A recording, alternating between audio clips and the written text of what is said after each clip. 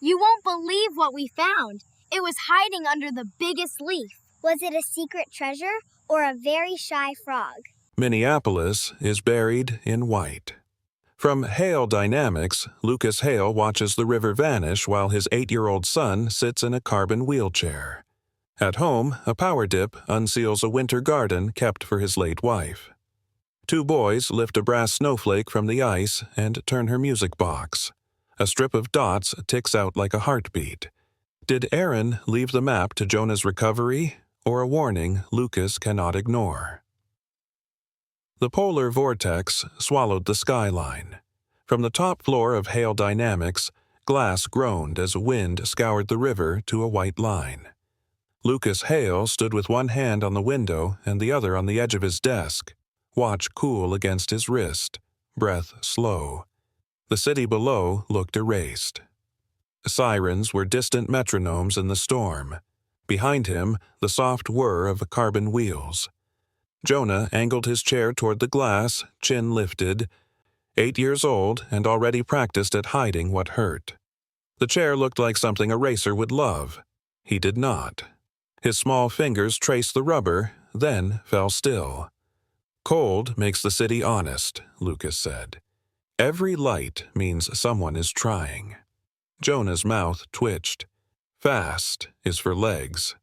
Fast is for hearts, Lucas answered, and took the chair's handles to guide him closer. They stood together at the window. The office heat hummed. The river was a single white muscle stretched tight through the snow. They had heard the same sentence for 4 winters. No anatomical cause.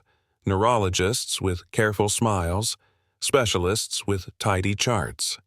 Words that stacked like frost and explained nothing. Lucas had paid for every scan, every consult, every second opinion. The world called him a visionary. None of it mattered if his son never stood.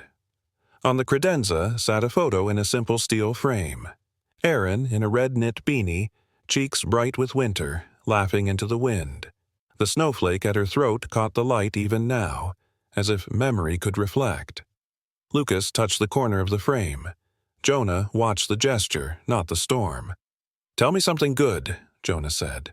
Lucas tried on a grin. Rosa texted. The generators at home tested clean. Hot chocolate levels adequate. "Define adequate," Jonah said. "Dangerous for reputations," Lucas said. "If word gets out we use too many marshmallows, the board may intervene." Jonah looked back at the river. "Can we go home before the roads close?" "We will," Lucas said. "We will beat the snow to our own door." He knelt to Jonah's eye level, eye color mirrored but moods different. Lucas had the gaze people wrote about in profiles, piercing blue behind designer lenses. Today, it was just a father's focus. He took Jonah's glove and squeezed once, a code they had built when words were too heavy. A knock. Mia, his chief of staff, stood in the doorway, scarf crusted with flakes. "City just pushed an alert. Visibility falling. Your driver says now or not at all." Lucas nodded. "We are ready." He tucked the photo of Aaron face down on the credenza, a habit learned after too many days when grief blurred his work. On impulse, he lifted the frame again and studied the tiny brass snowflake at her collar. It was only a trinket. It felt like a promise. He draped Jonah's parka over the chair back, zipped him in, tightened the hood until only bright eyes showed. "Mission parameters," Lucas said, voice lighter. "Objective, arrive home. Secondary objective, secure top-tier cocoa." "Contingencies?" Jonah asked, warming to the play. "Power flickers," Lucas said. "We pivot to fireplace protocol." "Marshmallow rationing?" Jonah asked. "Suspended," Lucas said. "Emergency conditions." Mia smiled and stepped aside as they rolled into the corridor. The office was a quiet ship, lights low, desks empty. Screens showed maps with pulsing blue zones and red warnings. Somewhere, servers stacked like steel beehives worked while the storm wrote white over everything. Elevators side open. Inside the mirrored box, father and son were the only figures that did not bend in wind. Lucas watched their reflection. His suit still looked perfect. The tie was modest silk. The cuffs hid a watch that marked success with precise seconds. He loosened the knot half an inch and felt relief he did not name. "You think the river gets tired," Jonah said. "Yes," Lucas said, "and then it remembers it is the river." The doors opened to a lobby gilded by emergency lights. Cold knifed under the revolving doors. The driver waited at the curb, SUV idling, snow already building along the windshield wipers. A security guard offered a salute. The city offered a dare. Lucas lifted Jonah with practiced care, not a strain, but a ceremony, and settled him into the back seat. He folded the chair, carbon frame balanced on muscle and memory, and slid it in. The storm clawed at his suit. He climbed in and shut the door. The world beyond the glass turned to streaks. As they pulled away, hail dynamics receded into the white. The photo of Aaron, face down on steel, caught a gust from a leaky vent and shifted a fraction as if the past had taken a breath. Lucas did not see it. He watched the road disappear and kept his voice steady for the boy beside him. "Home," he said. "We go home." The storm hit harder by the time they reached home. Thick, driving snow that smothered sound and turned the glass and stone house into a lantern against the dark. The driveway sensors flickered. Drones that normally swept ice from the walkways had already shut down in self-preservation. Lucas parked in the garage and carried Jonah inside. The foyer floor warmed automatically beneath their boots, heat rising like breath from below. Rosa stood near the control console in her blue work parka, dark curls pulled into a low bun. Her face brightened with relief. "You made it," she said. "I was about to start recalibrating the heat pumps manually." "You'd have done it better than the system," Lucas replied with a faint smile. "Are we stable?" "Power dipped twice, but the backup battery's caught. It's the grid that's shaky. Half the city's dark." A smaller voice piped up from behind her. "Can we build a snow fort inside?" Mateo, 9, wiry, and fearless, was already unzipping his coat. He glanced toward Jonah's chair, eyes bright with mischief. Jonah grinned faintly. "Only if it passes structural integrity testing." Mateo rolled his eyes. "We'll use cushions. Not gonna collapse." Lucas gestured toward the living room. "You may claim the atrium as your base, but no snow importation." "Deal," Mateo said, and disappeared down the hallway dragging an armful of blankets. Rosa turned back, sheepish. "I hope you don't mind. The school's closed, and I couldn't leave him alone." "I'm glad you brought him," Lucas said sincerely. "Jonah's smile ratio has been low lately. Mateo seems to raise it." Rosa relaxed. "He's a good kid, even when he drives me crazy." The words lingered as she adjusted the home's thermal balance on her tablet. Lucas wheeled Jonah toward the atrium, where pale light seeped through floor-to-ceiling windows rimed with frost. Outside, the snow roared like surf against the glass. Inside, the warmth felt temporary, borrowed from the earth itself.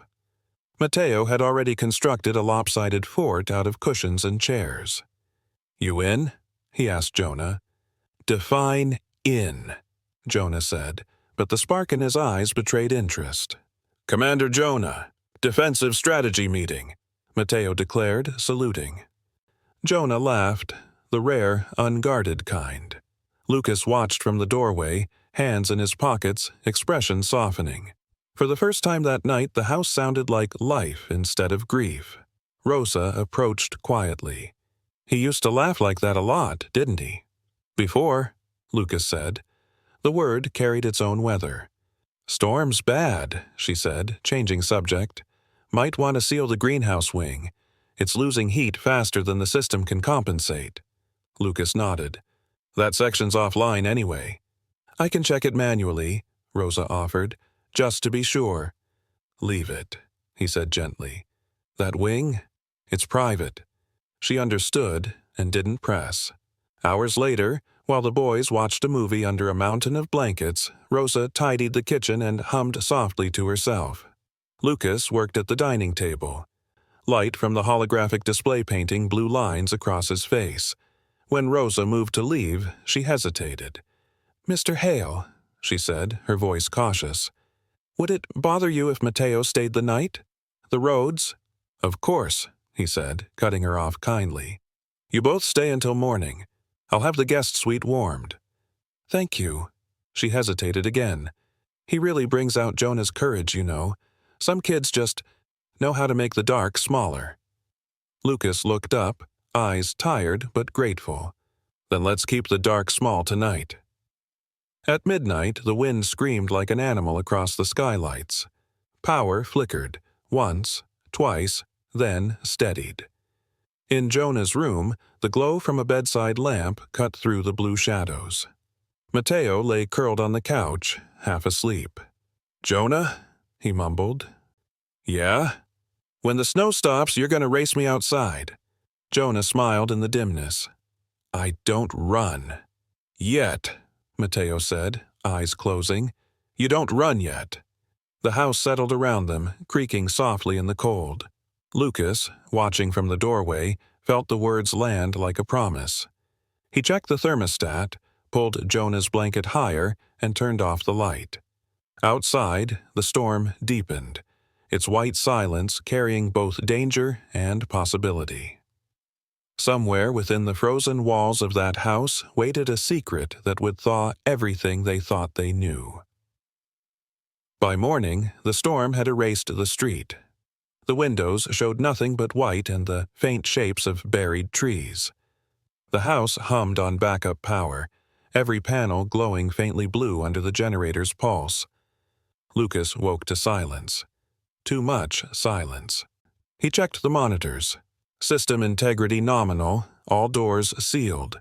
The home AI murmured status reports, calm as ever. But on the thermal map, 2 warm signatures pulsed where there should have been one. He followed the trail toward the east corridor, the one that led to the greenhouse wing. The air grew colder with each step. The floor vents hissed faintly as they tried to compensate. He rounded the corner and stopped. The heavy glass door, marked with a red privacy seal, stood open by a fraction. Beyond it, thin frost dusted the floor like spilled sugar. Jonah? Matteo? No answer. Lucas pushed the door wider and stepped inside. The winter garden lay frozen under layers of time. Frost clung to every leaf of the long-dead ferns, to the wooden benches, to the cracked ceramic planters where Erin had once knelt with her gloves on, humming lullabies to unborn seedlings. The air smelled faintly of iron and memory. In the middle of the space, 2 small shapes crouched beside a planter, one flashlight beam dancing across the floor. Dad, look! Jonah's voice echoed softly. Matteo found something. Lucas crossed the floor in a few long strides, heart climbing. You're not supposed to be in here. This room's not heated. Sorry, Matteo said quickly. The door just opened when the lights flickered. We didn't mean... Lucas's reprimand froze on his tongue when he saw it. Half buried in the packed ice near a cracked planter was a brass snowflake, small, 6-pointed edges dulled by oxidation. Jonah's gloved hand hovered above it. It's Mom's, he whispered. Lucas's breath caught. He knelt, his hand trembling slightly as he brushed frost away. He remembered that snowflake hanging from Erin's neck the last winter before Jonah was born. She'd worn it like armor. It was under the soil, Matteo said, eyes wide. It glinted when I shined the light. Jonah looked at the charm, then at his father. She used to say it was lucky. Lucas turned it over.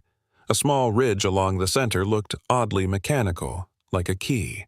It's not just jewelry, he murmured. There's a locking groove. Jonah frowned. For what? Before Lucas could answer, the house lights flickered again. A deep hum rolled through the structure, the sound of power redirecting. Sensors were tripping, resetting, holding. Let's get back to warmth, Lucas said. He slipped the brass snowflake into his palm. Metal biting cold against skin. As they wheeled back through the corridor, a faint melody followed them. The ghost of air moving through a vent, but Lucas swore it sounded like a lullaby he hadn't heard since Erin's last night. In the atrium, Rosa looked up from the control console. I lost you on sensors for a minute. Where were you? In the greenhouse, Lucas said quietly. The door unlocked itself. That shouldn't happen. The fail-safes failed, he finished. She noticed the object in his hand. That's beautiful, she said softly. It was Aaron's, Lucas replied. Rosa glanced toward the boys who were whispering excitedly. She'd want him to remember her with warmth, not ice. Lucas nodded, but said nothing. He sat by the fire later, the snowflake turning slowly between his fingers, reflecting the orange light. When he pressed the center ridge, it clicked faintly, like a mechanism waiting for purpose.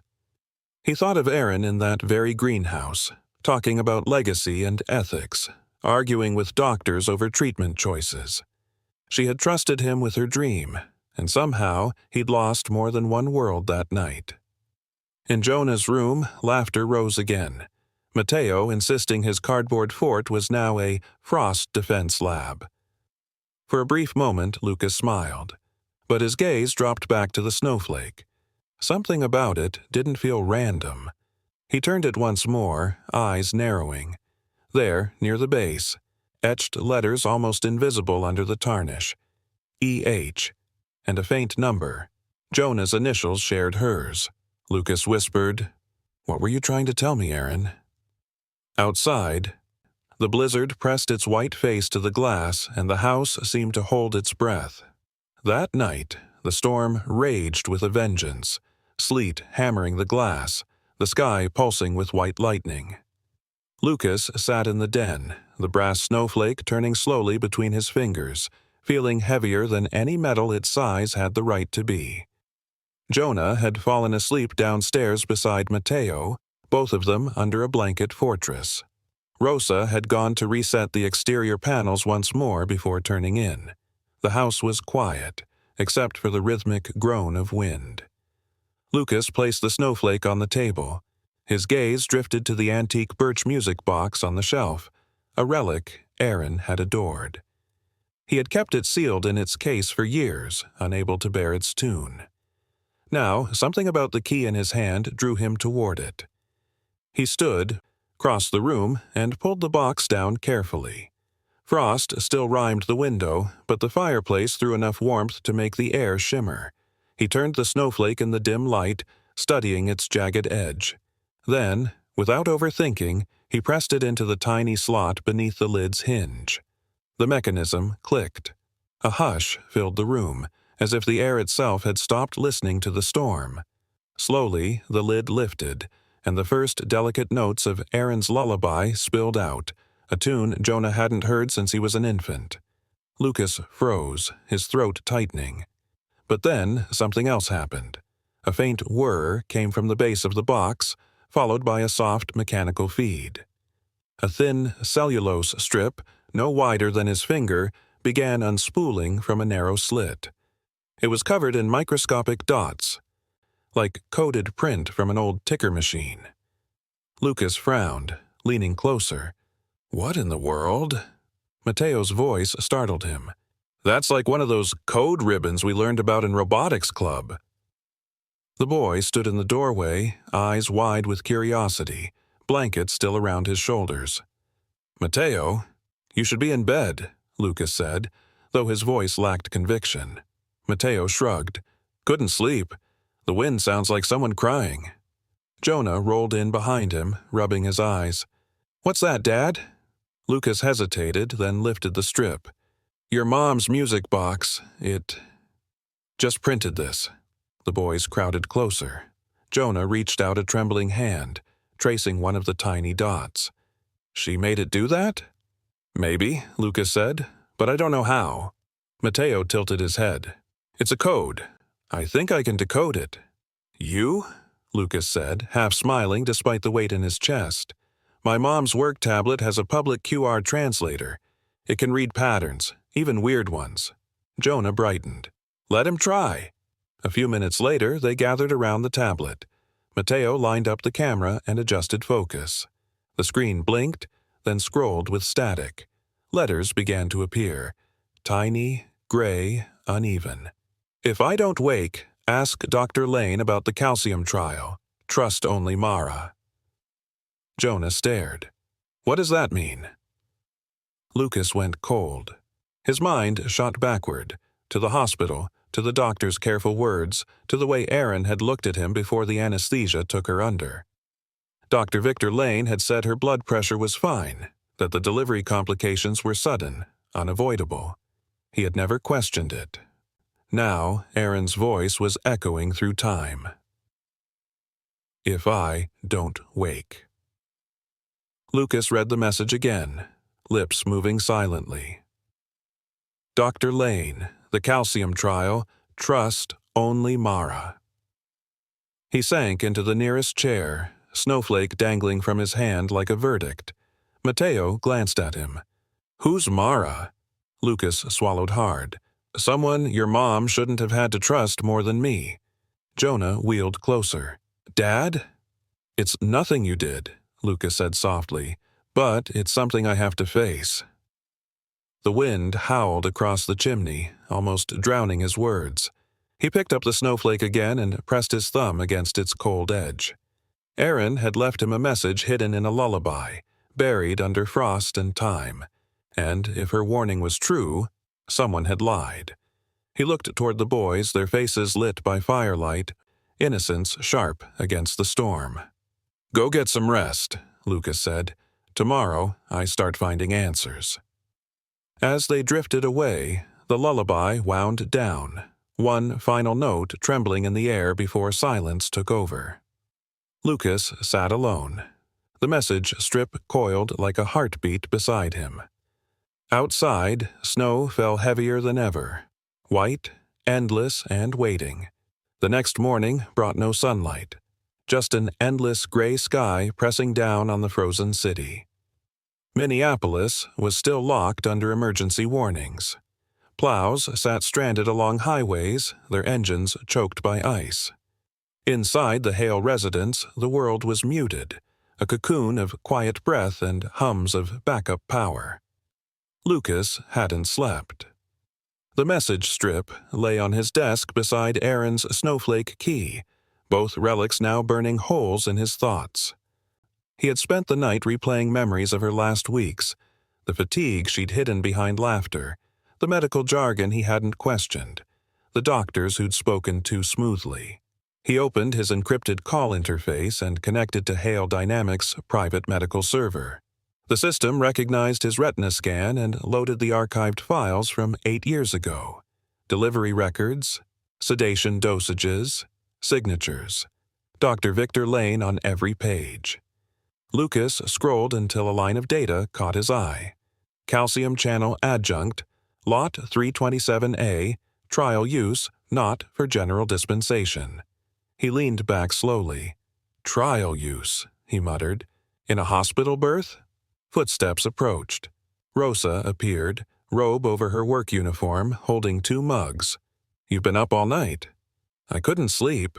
She set one mug in front of him. "You look like a man who's reading ghosts." Lucas managed a faint smile. "Something like that." "Jonah's awake," she said. "Mateo's trying to teach him chess with marshmallows as pawns." He nodded, distracted. "Rosa, did you ever hear of a Dr. Mara Kincaid?" Her brow furrowed. "Kincaid? I think she used to work at Hennepin Memorial. Ethics board, maybe?" Lucas's pulse kicked. "Ethics board?" "Yes. I remember reading she left suddenly, some controversy about a research protocol." Lucas exhaled. That name again. Trust only Mara. He turned to the console and pulled up a secure directory. "Can you watch the boys for a bit?" "Of course," Rosa said softly. "But Lucas, whatever you're digging up, be careful. Sometimes the truth isn't ready to be found." He met her eyes. "Then I'll make it ready." When she left, he dialed Dr. Lane. The call rang too long before the doctor answered, his tone falsely warm. "Lucas! My God, you're calling during this weather? How's Jonah?" "Stable," Lucas said flatly. "Listen, I found something. Erin left a message, hidden in her music box. She mentioned you, and something called the calcium trial." A pause, just a breath too long. "Lucas," Lane said finally, voice tightening, "you've been under enormous strain for years. Grief does strange things. Maybe you're— Don't, Lucas snapped. Don't tell me I imagined her handwriting or the strip or the code that spelled your name. Then it's a misunderstanding, Lane said quickly. That trial was theoretical. Nothing ever went beyond animal models. Lucas felt anger rising, cold and precise. She said, "If I don't wake, that doesn't sound theoretical to me." Lane sighed. "Lucas, please. For Jonah's sake, you can't chase ghosts. Aaron's death was tragic, yes, but you're only hurting yourself reopening it." The call ended abruptly. Lucas sat in silence, fists clenched, reflection fractured across the dark glass wall. For years, he had lived inside logic, algorithms, and data integrity. But the man who'd helped deliver his son, the man who'd signed off on every dose, was hiding behind protocol. From the doorway, a small voice broke his thoughts. "Adults lie when they're scared," Mateo said quietly. Lucas turned. "Where did you hear that?" "My mom says it. When people at her job mess up and won't admit it." Jonah wheeled up beside him, eyes wide. "Dad, what if Mom was scared too? What if she knew?" Lucas looked between them, the innocence and the wisdom that no child should have to use. He reached out, rested a hand on Jonah's shoulder. "Then we owe her the truth." The storm outside deepened, howling through vents like a warning. Snow hammered the skylights. Lucas picked up the snowflake again and turned it in his palm.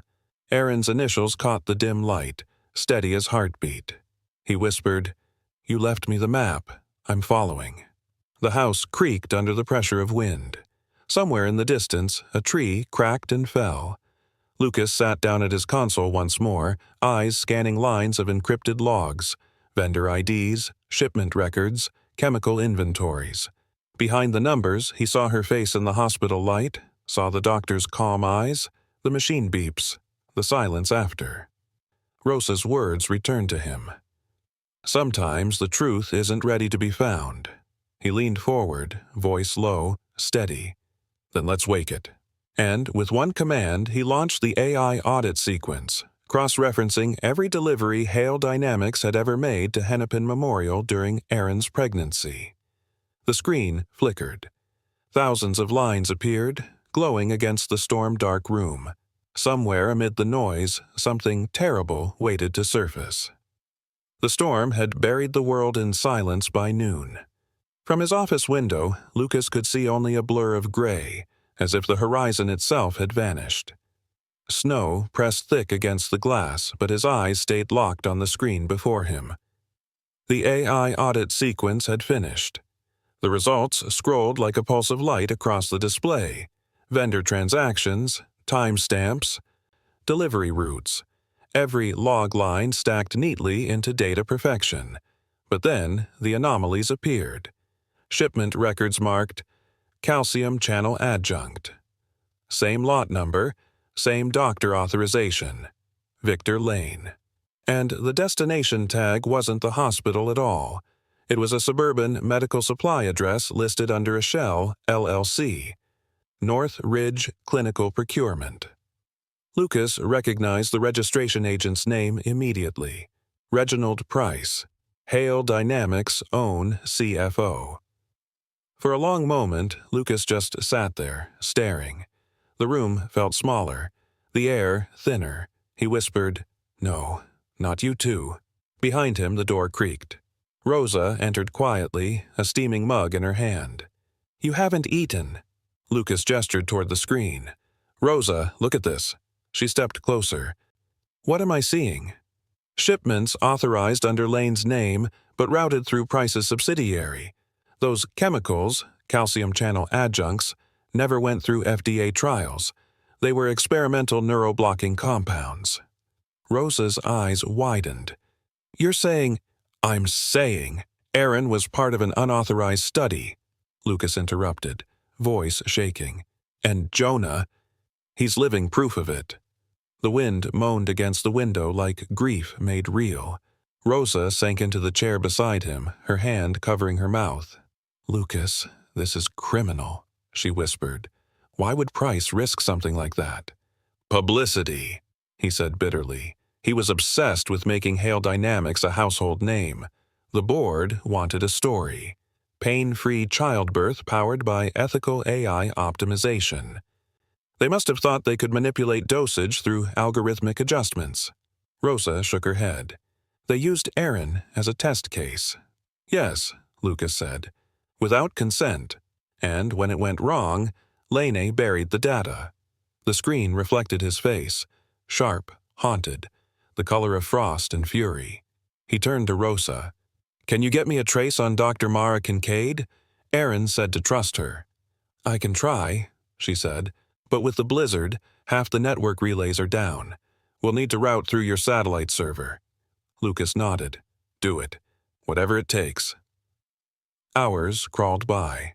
The boys napped near the fireplace, a tangle of blankets and soft snores. Outside, the snow kept falling, burying cars, muffling the world. Inside, the hum of the satellite link filled the silence. Finally, Rosa straightened. Got something. A rural clinic up north, Brainerd County. The registry lists a Dr. Mara Kincaid as supervising physician. Lucas exhaled slowly. Patch her through. Visual link. The screen flickered, static dancing like snow. A woman's face appeared. Mid-40s, tired eyes behind simple frames, hair streaked with silver. She recognized him instantly. Lucas Hale, she said softly. I wondered when you'd find me. You know why I'm calling, Lucas replied. Erin mentioned you. She said to trust you. I found her message. Mara's eyes glistened. Then you know she wasn't imagining things. I know Lane and Price ran something they called the calcium trial. I know it wasn't authorized. They tested it under the guise of neural sedation, Mara said, voice steady but low. The goal was to suppress pain receptors during childbirth, using controlled calcium channel blockers integrated into a predictive AI model. But it was dangerous. I warned them the dosage models weren't validated. They didn't listen. Lucas's jaw clenched. And Erin?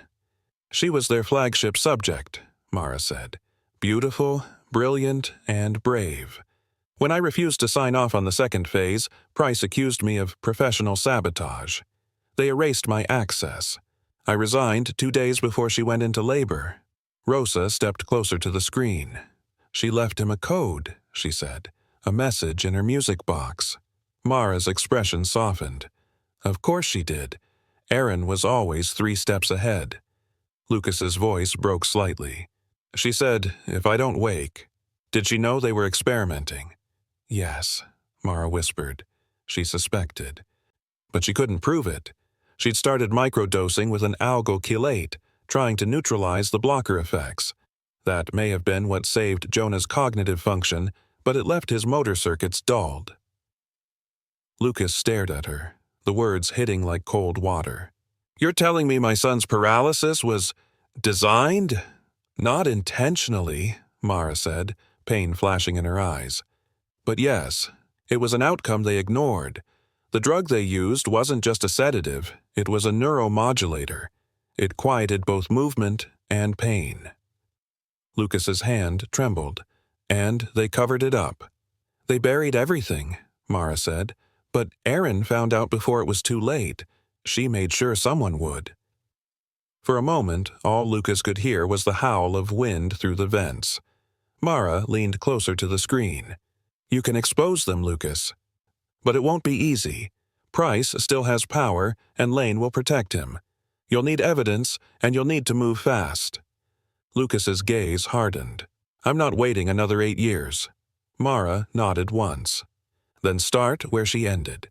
The calcium shipment logs. The code in her message. There's more than one layer. Before the signal cut out, she added quietly, Erin knew you'd come. Don't stop now. When the screen went dark, Lucas sat motionless for a long time, the reflection of the storm flickering across his glasses. Rosa touched his shoulder. She trusted you to finish what she started, she said. Lucas whispered, Then I will. He reached for the snowflake on his desk. It gleamed in the firelight like something alive. Outside, the wind began to ease. Inside, the truth had just begun to thaw. By dawn, the storm had weakened, but the city was still half buried. Pale sunlight filtered through sheets of snow on the windows, filling the Hale home with a diffused, ghostly glow. Lucas hadn't slept. The truth was too large now, too heavy to rest beneath. He sat at his desk with the brass snowflake, Aaron's music box, and the cellulose strip beside him. The fire had died down to embers, the air sharp with cold and adrenaline. Mara's warning replayed in his head. The code in her message. There's more than one layer. He ran his fingers along the dots again. They weren't perfectly even. Some were slightly wider apart, some bolder. That wasn't just random degradation, it was intentional. Jonah's voice startled him from behind. "Dad?" Lucas turned. His son's small frame was lit by early light, eyes tired but curious. Mateo trailed behind him, clutching a blanket around his shoulders. "You're up early," Lucas said. Jonah shrugged. "Couldn't sleep. You were talking to yourself again." Lucas smiled faintly. "Was I making sense?" "Not really," Jonah said, rolling closer. "But it sounded like you were thinking with your heart instead of your head." Lucas let out a soft laugh, half pride, half ache. "Maybe that's what I've been missing." Mateo's eyes fell to the objects on the desk. "Still working on the secret code?" "Yes," Lucas said. "Dr. Kincaid thinks there's more hidden in here." The boys exchanged a glance. Mateo grinned. "You want help?" Lucas hesitated. "It's complicated." "So's homework," Mateo said with a shrug. "We still do it." Jonah wheeled up beside him. "Dad, Mom left it for you, but maybe she knew we'd be here too." Lucas looked at his son. The same blue eyes, the same quiet fire that Aaron had carried through every storm. Slowly, he nodded. "All right, let's see what she left for all of us." He scanned the strip under the microlens projector. The enlarged image appeared on the wall, rows of tiny dots stretching like constellations. "Looks like stars," Jonah whispered. "Or coordinates," Mateo added. "Maybe it's not just a message, it's a pattern." Lucas frowned. "Pattern?" Mateo jumped up. "Wait! If it's code, we can check the spacing. Sometimes dots mean letters, but sometimes they're timing marks, like beats in music." Lucas stared at him, stunned by the simplicity of it. "Oh, lullaby? Of course." He pulled up the music box's internal data from its old maker's archive, a 19th century algorithm of tone sequences and punch patterns. When he overlaid Aaron's cellulose strip against the rhythm of the lullaby, new groupings appeared. Letters, numbers, dates. Rosa entered quietly, coffee in hand. "You're decoding music now?" Lucas didn't look up. "Aaron left me timestamps, log intervals, I think. These dots correspond to doses." She mapped her exposure timeline. Rosa set down the mug slowly. She documented what they did to her. Mateo's eyes widened. "So, if you know when and how much, we can model the effect," Lucas finished, "and maybe reverse it." Jonah blinked. "You mean I could walk?" Lucas's throat closed. He knelt beside him. "I mean, we'll try. That's what your mother wanted." Jonah's hand trembled as it reached for his father's. "She believed we'd find her message." Lucas squeezed his hand gently, and she was right.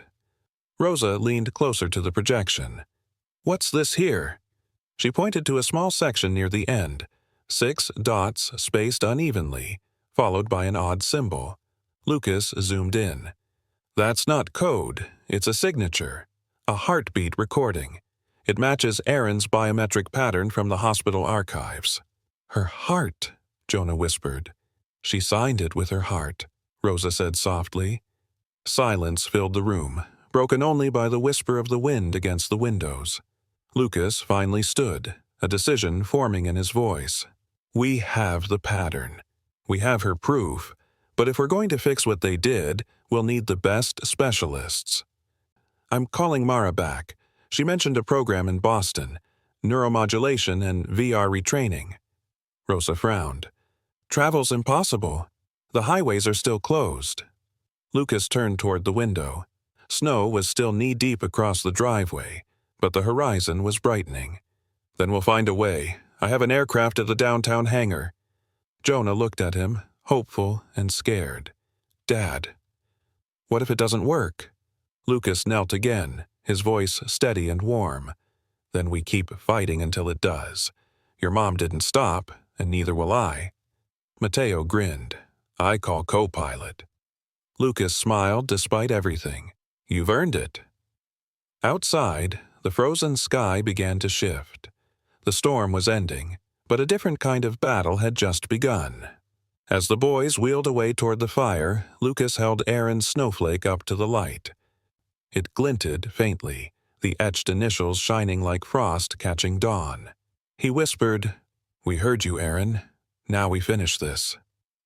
By late afternoon, the world outside their windows was blinding white and strangely calm.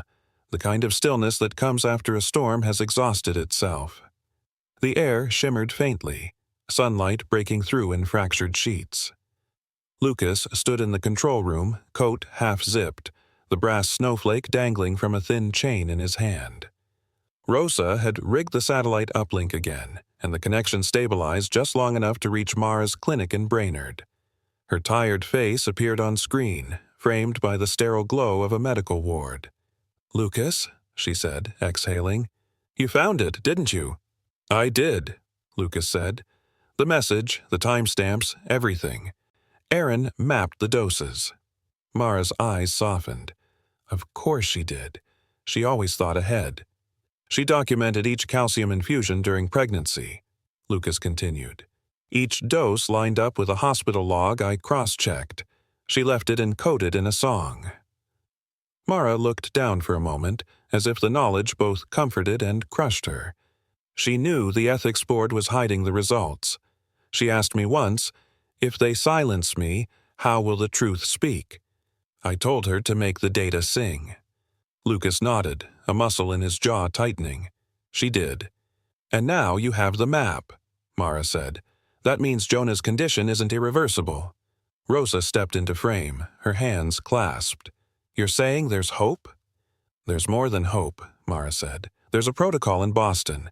It's experimental, but it targets precisely this kind of chemically induced motor suppression. They've developed a neuromodulation therapy, a combination of calcium rebound, sensory VR training, and controlled electrical stimulation. It's designed to retrain dormant motor pathways." Lucas leaned closer. "And you think it could work for Jonah?"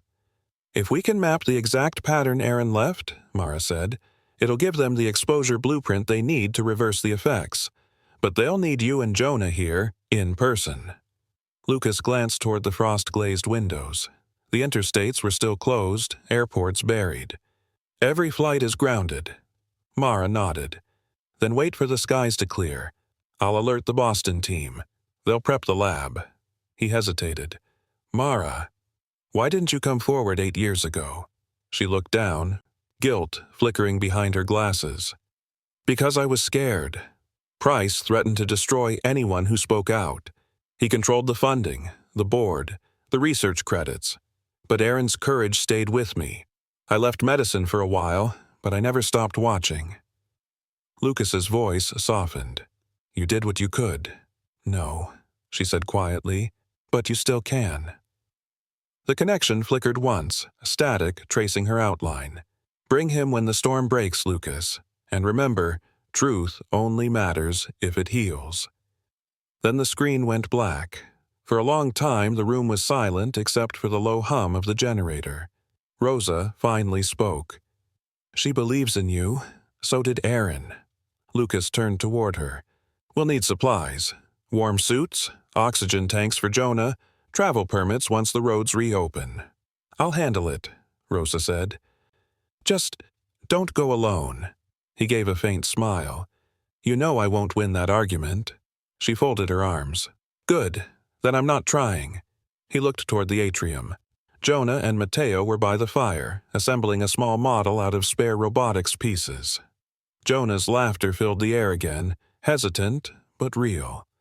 When Lucas approached, Jonah looked up. "Was that Mom's friend?" "Yes," Lucas said. "She's helping us find a way to make your legs remember." Jonah blinked, startled. "You mean, like walking?" Lucas knelt in front of him, his voice steady. "It won't be easy, but your mom left us the road map. We're going to try." Mateo leaned forward, grin wide. "You're gonna crush it. I'll race you when you can stand again." Jonah smiled shyly. "You'll lose." "Big talk," Mateo said. Lucas laughed softly, the first full laugh in years. It sounded almost foreign in his own throat. "You two are unstoppable together." Rosa's voice came from the hallway. "Weather Service just lifted the travel freeze for emergency flights. You'll have a 2-hour window before visibility drops again." Lucas turned to Jonah.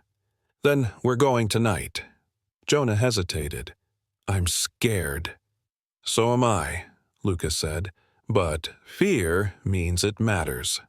He placed the snowflake pendant gently around his son's neck. "Your mom used to wear this whenever she was afraid. She said it reminded her that even in the coldest storms, beauty can survive." Jonah touched the pendant, eyes glistening. "Then I'll wear it for her." "Good," Lucas said, "because tomorrow we start her fight again." Outside, snow clouds began to thin, revealing streaks of pale blue. For the first time in years, sunlight touched the ice along the window panes, scattering light across the floor like shards of hope. Rosa closed the shutters, her voice low. "It's time." Lucas took one last look at the house, the glass walls, the flickering fire, the frozen garden beyond. Aaron's presence lived in every corner. He whispered, "We're following your song, Aaron, all the way." And with that, he lifted his son into his arms, stepped into the fading storm, and began the journey east, toward Boston, toward truth, and toward the fragile miracle of a second chance. Boston greeted them with a hard wind that cut through every layer of clothing. The storm had followed them east, though weaker now, its edges breaking into rain that froze midair before falling. The medical transport jet touched down on an icy runway just after dawn. Lucas held Jonah's hand as the paramedics lifted the carbon wheelchair onto the platform. Rosa followed behind, Mateo clutching her sleeve, eyes wide with exhaustion and awe. The city glowed under a pale winter sun, high-rises gleaming like frost-covered glass. Inside the neuromodulation wing of the research hospital, Dr. Mara Kincaid waited in a white coat far too worn for its setting. She smiled when she saw them. "You made it." Lucas nodded. "We left the minute the sky opened." Mara's gaze softened at the sight of Jonah. "You look just like her," she whispered. Jonah blinked shyly. "Like Mom?" Mara knelt so their eyes met. "Exactly like her. Same strength, too." Lucas cleared his throat, his voice steadier than he felt. "You said the Boston team can map the dosage intervals Aaron recorded. Will that really give us a treatment window?" "Yes," Mara said. "We can use her encoded data to simulate the exact neuroblocking pattern. Then we'll build a personalized inverse model, training his brain to reactivate dormant motor circuits." Rosa frowned. "How long will it take?" Mara hesitated. "Weeks, maybe months. Progress will be slow, painful, but if it works, you'll see movement again." Jonah looked down at his lap. "Painful how?" Mara's tone softened. "Like teaching a sleeping muscle to wake up. It will hurt at first, but pain isn't always bad. It means your body is remembering." Lucas knelt beside him, hand firm on his shoulder. "We're not doing this alone. Every step, I'll be right here." Jonah nodded, a mix of fear and trust crossing his small face. They signed the consent forms.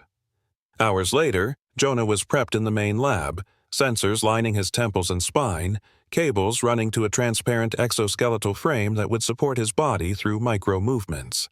The air buzzed with the sound of calibrations and distant monitors.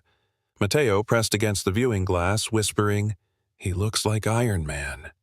Rosa smiled faintly. "Maybe stronger." Lucas stood on the other side of the glass, the snowflake pendant gleaming under the overhead lights. He folded his arms, every muscle in his body tense as the system powered up. The harness lifted Jonah slowly, mechanical limbs moving in sync with digital commands.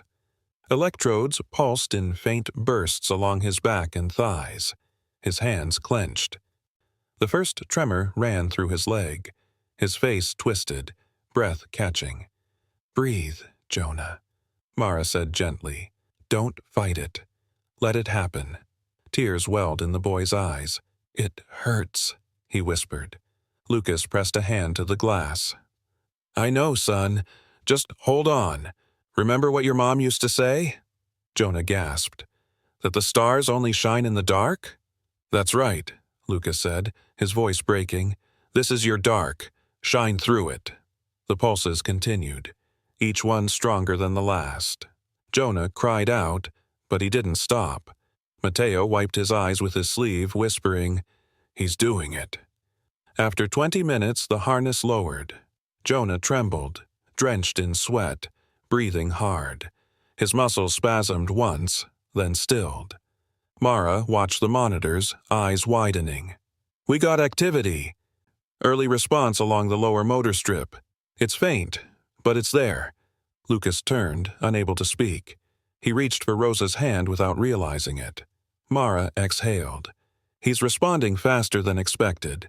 Aaron's mapping gave us precision I've never seen." Rosa's voice was soft. Then she really saved him.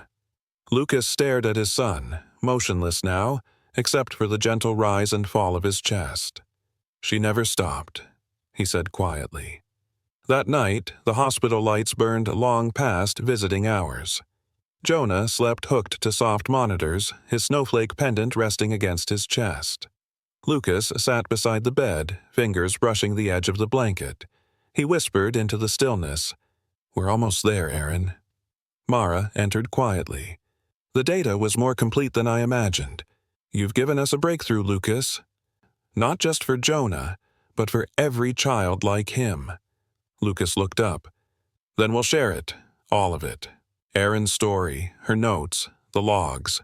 No more secrets." Mara nodded. "You'll make enemies." "I already have," he said simply. "Now I'll make change." Outside the window, snow fell again, but gentler this time, like memory instead of punishment. Mateo dozed off in a chair nearby.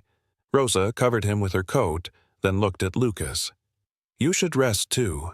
"I will," he said.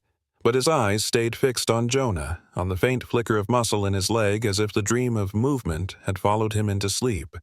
The first night in Boston passed quietly, an exhale between storms. Yet, somewhere beyond that window, in a downtown penthouse filled with power and lies, Reginald Price was reading the same headlines about Hale Dynamics' CEO reappearing after years of retreat.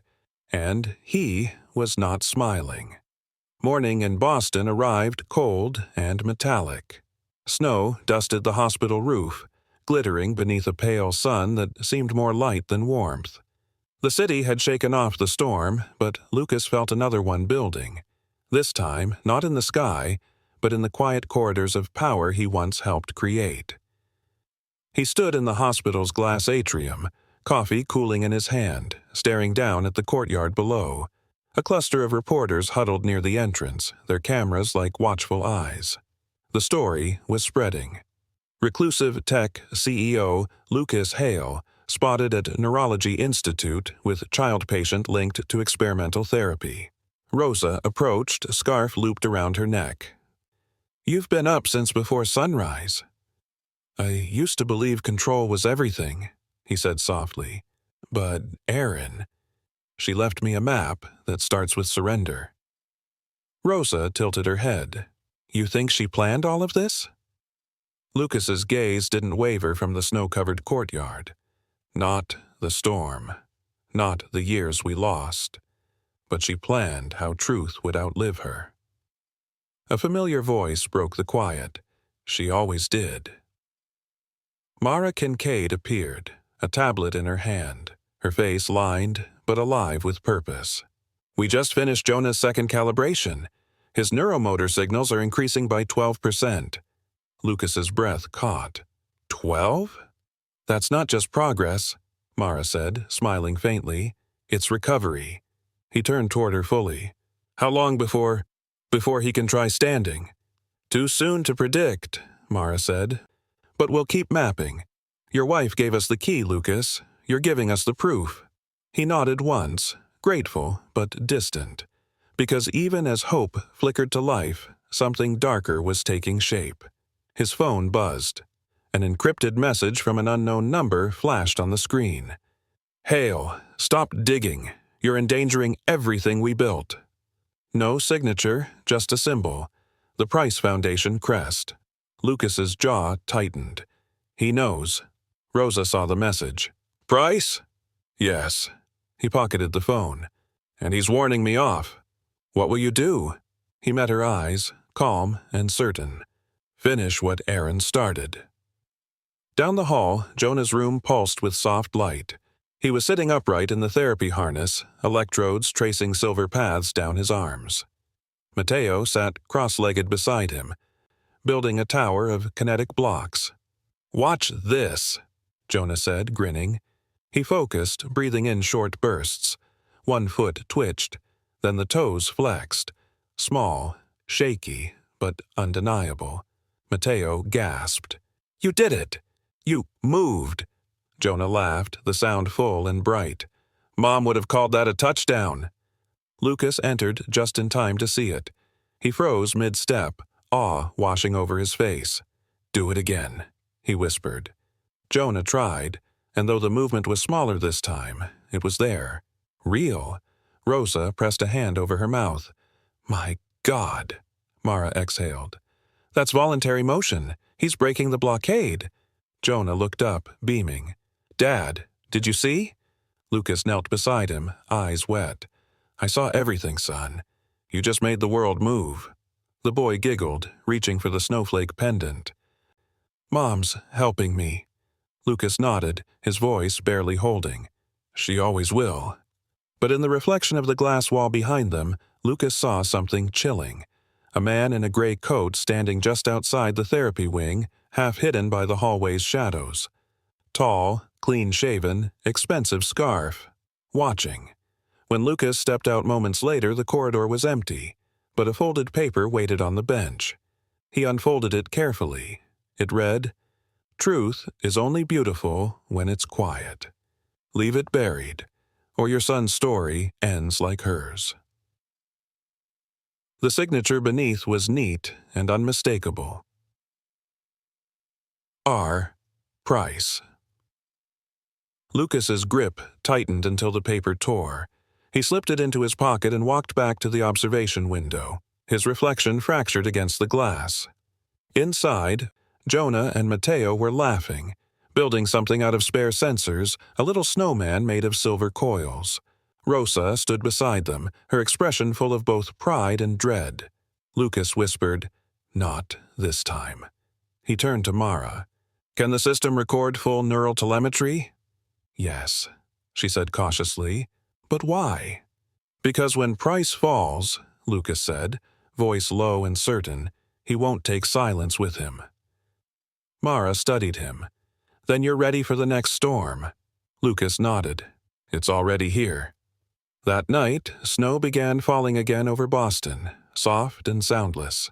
In Jonah's room, monitors glowed with gentle rhythm, a digital lullaby pulsing in green. Lucas sat by the bed, laptop open, encrypting every file Aaron had left him. He added one final tag to the folder before sending it to Mara's secured archive. Aaron Hale, Truth 1. Oh. Outside, sirens echoed faintly in the distance, somewhere downtown, near Price Tower. Rosa entered quietly. You hear that? Yes, Lucas said, closing the laptop. The storm's answering back. That night, Boston became a battlefield of quiet moves. Outside the hospital, wind whistled through steel vents, and plows carved paths through ice-glazed streets. Inside, Lucas moved with a focus that felt colder than the storm itself. The message from Price still burned in his mind, those 9 words that tried to cage truth. Leave it buried, or your son's story ends like hers. He wouldn't let that happen. The hospital security room glowed dimly. Rosa and Mara stood beside him, the monitors reflecting their tired faces. Jonah and Mateo were asleep upstairs, wrapped in a tangle of blankets. Lucas pointed to one of the feeds. "That man in the gray coat. He's been circling since we arrived." Mara frowned. "He's one of Price's security consultants. I remember him from a board event years ago." "So he's not here for Jonah," Rosa said. "He's here for you." Lucas's jaw tightened. "Then we use him." He turned to the console, typing rapid commands. A live feed from the therapy lab appeared. Jonah's last session. Every neural pulse, every spasm, every millivolt. "We record everything," Lucas said, "and we back it up off-site. The world deserves to see exactly what Price tried to bury." Mara hesitated. "You're going public?" "I'm releasing Aaron's research and the proof of tampering to the ethics board, the press, and the DOJ," he said. "If Price wants silence, he'll have to shout over me." Rosa touched his arm. "Lucas, think of Jonah." "I am thinking of him," he cut in softly. "Every child like him deserves a voice. Aaron died trying to give them one." Mara looked at him for a long time, then nodded. "Then, let's make it undeniable." They worked through the night. Data streamed through firewalls like water through ice cracks. The files were heavy: hospital scans, Aaron's decoded doses, invoices linking Price's company to Lane's clinic. Every piece of it built the bridge from truth to justice. By morning, the uploads were complete. Lucas sat back, exhaustion tugging at him. "It's done."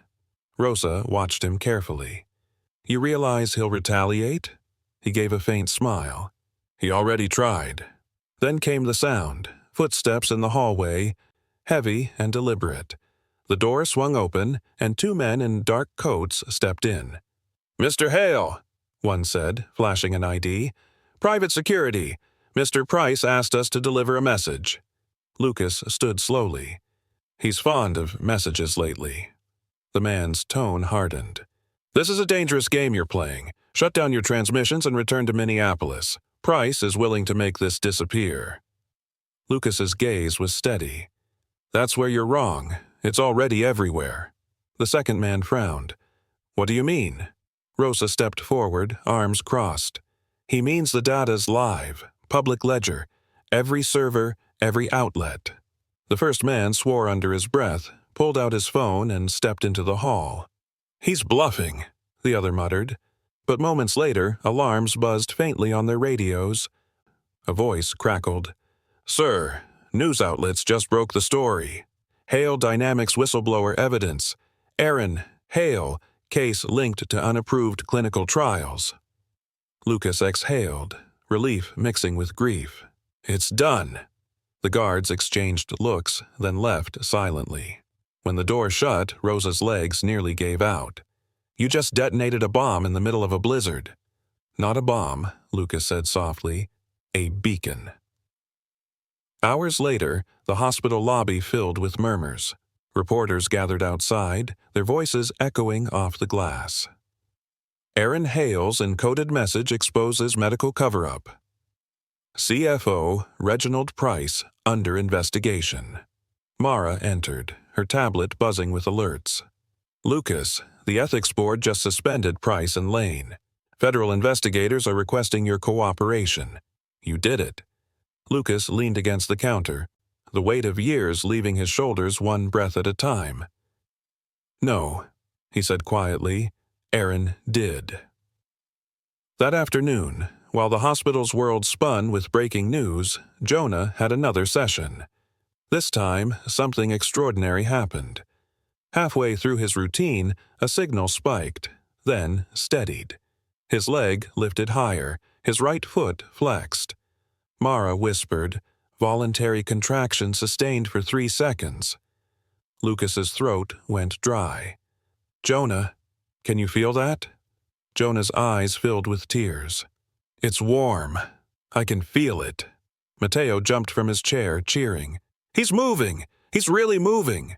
Lucas crossed the floor in 2 strides, his hand trembling as it brushed Jonah's ankle.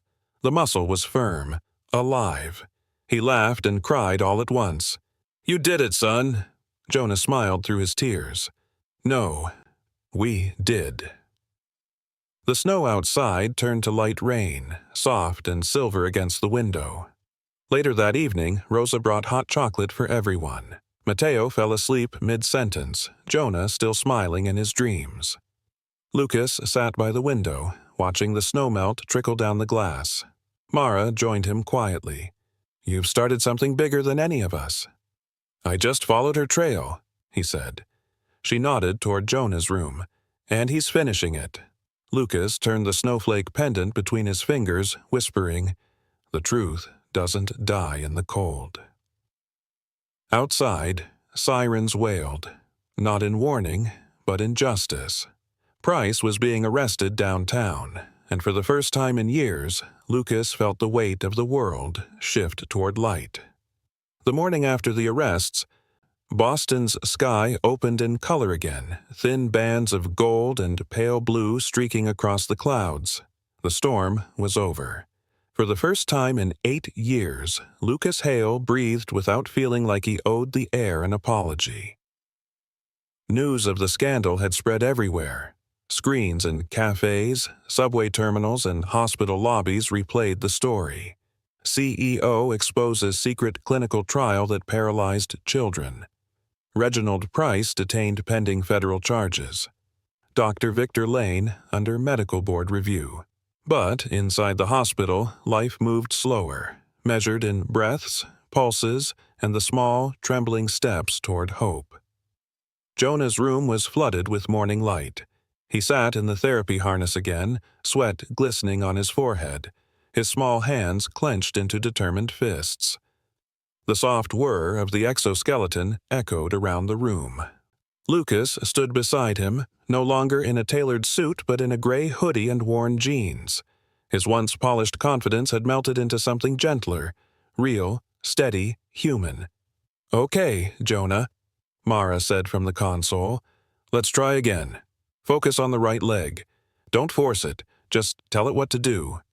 Jonah took a deep breath, eyes locked on the snowflake pendant hanging around his neck. He whispered something too soft to hear. The monitors blinked. First red, then yellow, then green. The right foot lifted an inch, then 2. Rosa gasped quietly. Mateo leapt to his feet. "You're doing it!" Jonah laughed, a sound full of disbelief and joy.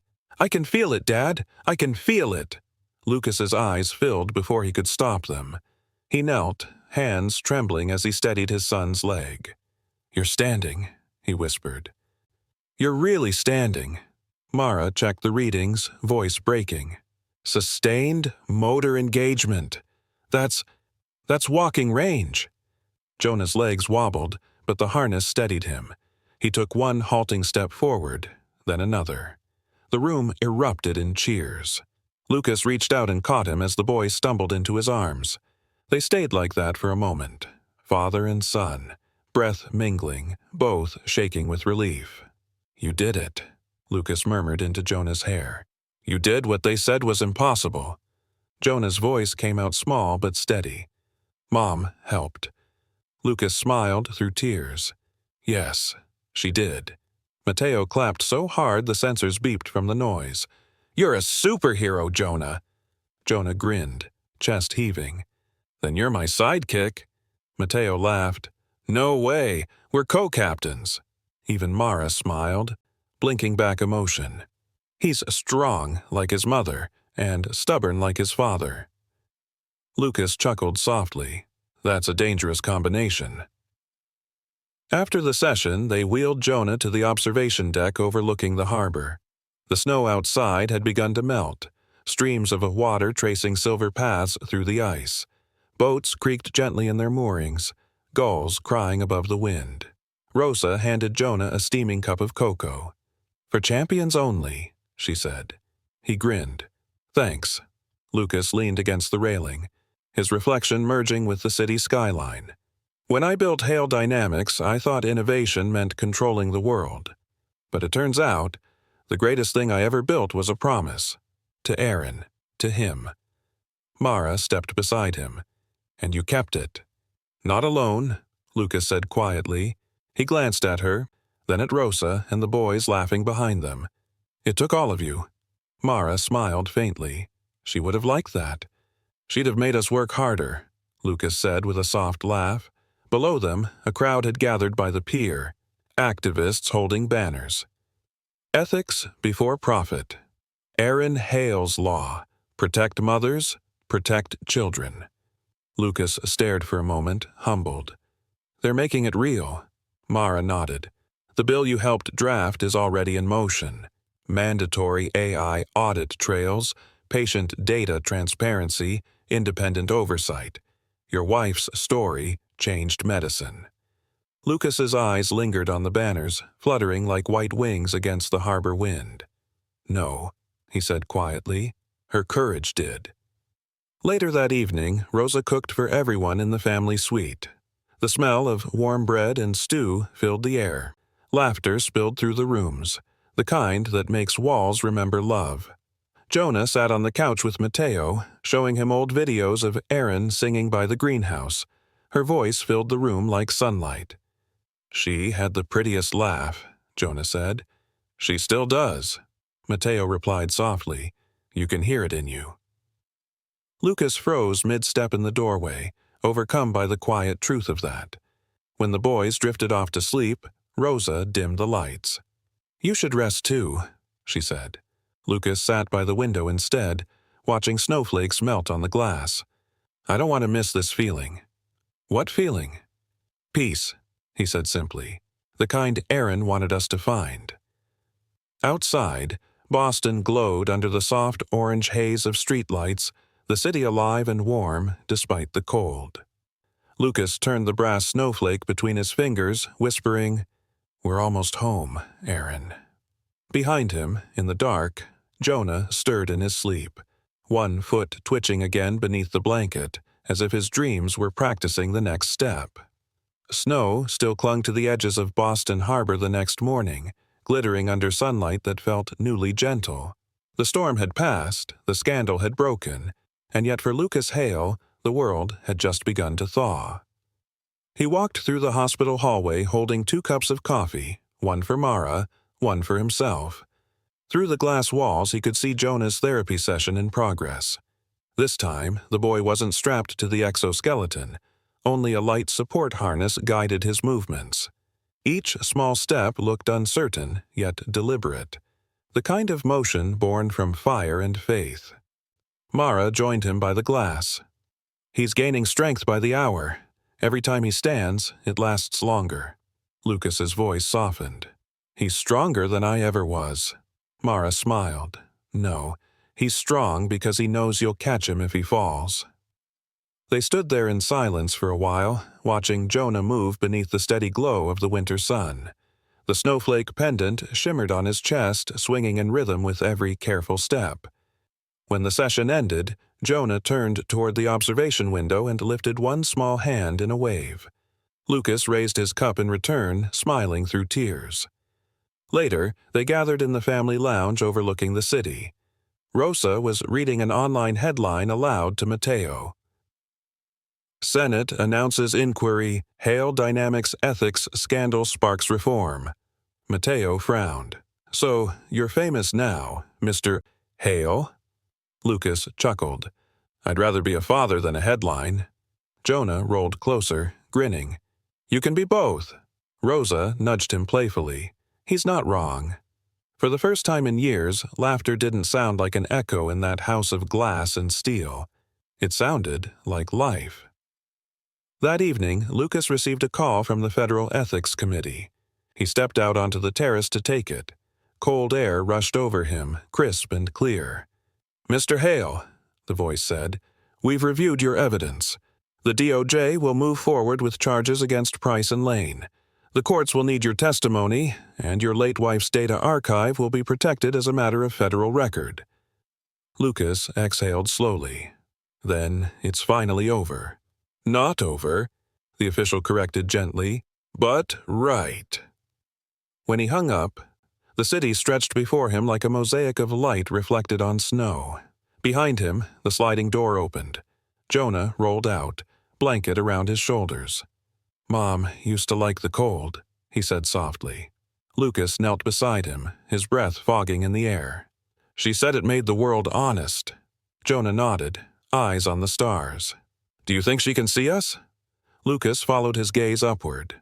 The night sky shimmered, faintly blue and silver. "I think she never stopped." Jonah turned, smiling. "Dad, I want to walk by myself tomorrow. No straps." Lucas's chest tightened. "You're sure?" Jonah nodded. "Mom would want me to try." Lucas brushed a strand of hair from his son's forehead. "Then we'll be ready." The next morning, the therapy room was brighter than usual. Sunlight poured through the windows, warming the sterile floor. Jonah stood in the center, hands trembling but steady. The harness loosened so it barely touched him.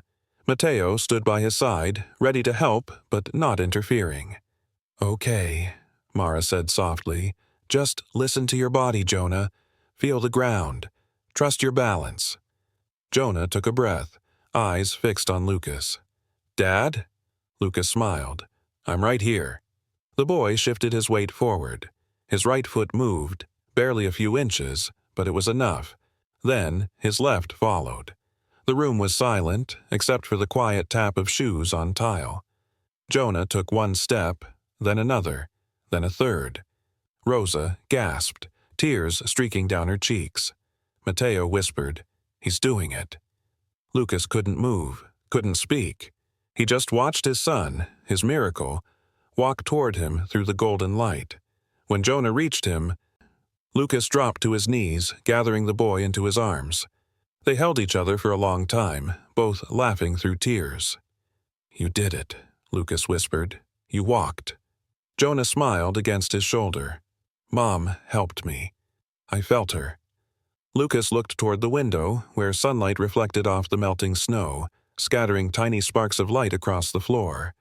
It looked almost like falling stars. Mara wiped her eyes quietly. "It's a new world now." "Yes," Lucas said, "a world she built." That night, Jonah slept peacefully for the first time in years. His legs relaxed, the snowflake pendant glinting faintly in the dark. Lucas sat beside him, the hospital's soft hum surrounding them. He whispered, "You kept your promise, Aaron.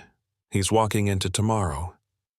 Outside, the last traces of the storm drifted away over the Atlantic, leaving only clear sky and the faint rising promise of spring. Snowmelt trickled down the gutters by morning, silver threads glinting under the early sun. Boston felt alive again, streets thawing, air warmer, people walking faster, freer. But in the Hale family suite, time moved slower, wrapped in the quiet reverence of a miracle fulfilled. Jonah sat at the edge of his hospital bed, legs swinging, freely, effortlessly. He still wore the snowflake pendant, though now it hung lower against a cotton sweatshirt instead of medical sensors. Each movement carried a tremor of disbelief, the kind that follows an answered prayer. Mateo hovered nearby with a grin that couldn't fade. "You're going to be faster than me by next week." Jonah laughed, the sound full and sure. "Dinky? Not until you teach me your hockey moves." Lucas entered then, sleeves rolled up, eyes bright with something deeper than pride. Peace. He carried a folder in one hand and Aaron's music box in the other. "Today's the day," he said softly. Rosa looked up from where she was folding blankets. "The press conference?" Lucas nodded.